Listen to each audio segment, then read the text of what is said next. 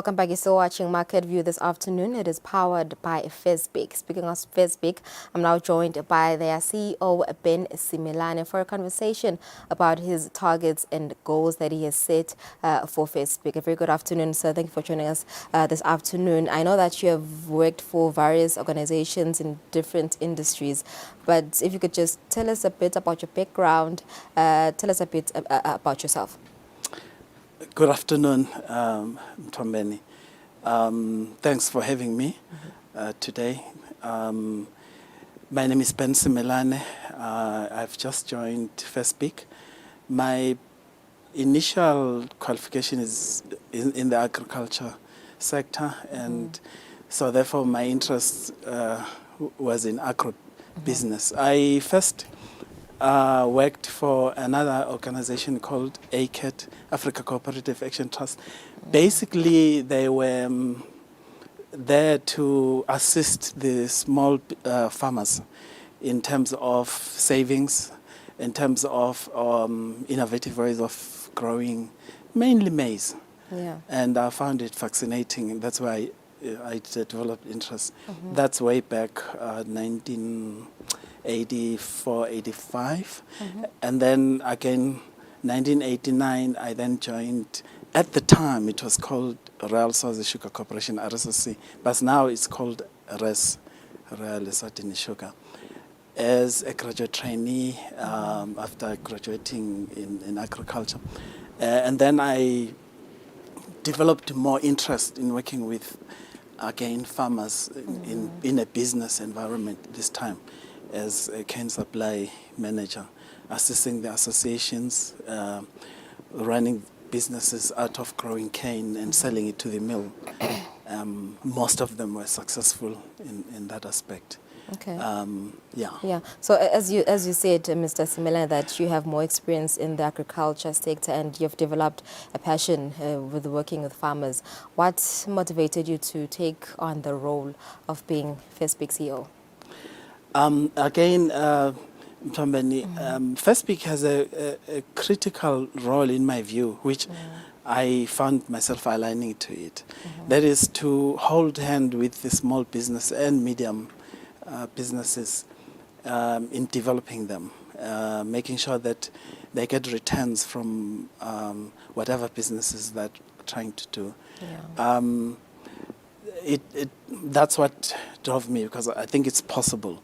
But there are challenges, and that's where we come in to hold hands with them and face those challenges so that they thrive, not only thrive, but they succeed in their businesses. Okay. Yeah. So speaking of challenges, every leader, upon taking a big role such as yours, has a vision. What is your vision for FESBC? It's true, Tombeni. I would like to see that there are about 5 pillars, which in my view, will assist us to move forward. Okay.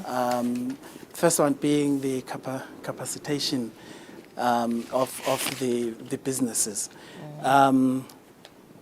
There, what really we want to achieve is to make sure that they are well trained, they are supported in terms of how they raise finances, and also capacitation in terms of training.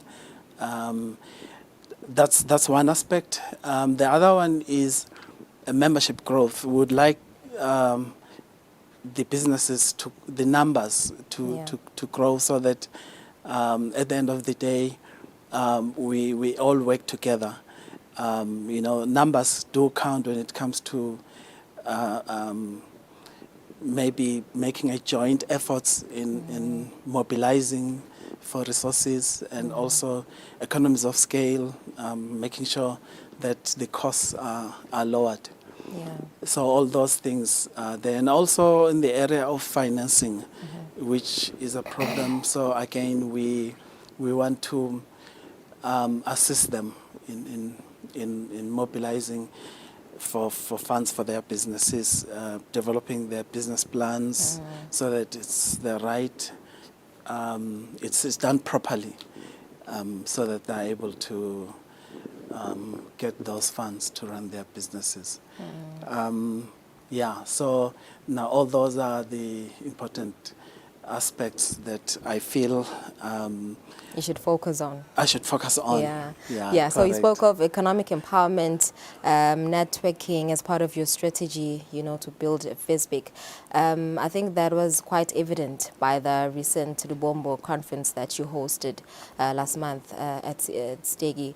How was that event? Was it a success? Was it beneficial to local businesses, the SMEs? If I were to judge, I would say it was most beneficiary to the small businesses and medium businesses as well, because they got a chance to interact with big business and also with some government officials there. For example, one of the big businesses located in the Lubombo mentioned that to get services in certain areas, like supply of protective clothing, etc. They even get assistance from outside the country. When within the country, we do have people who produce those things and are willing and able to sell. But now it means the challenge is, how do they get exposed? How are they known? They are not known. They're in that little corner there. And therefore, that's where I feel we come in terms of also IT, AI, because if they are there, they can be seen. Advertised in electronically, then they'll be able to be seen and they'll get assisted.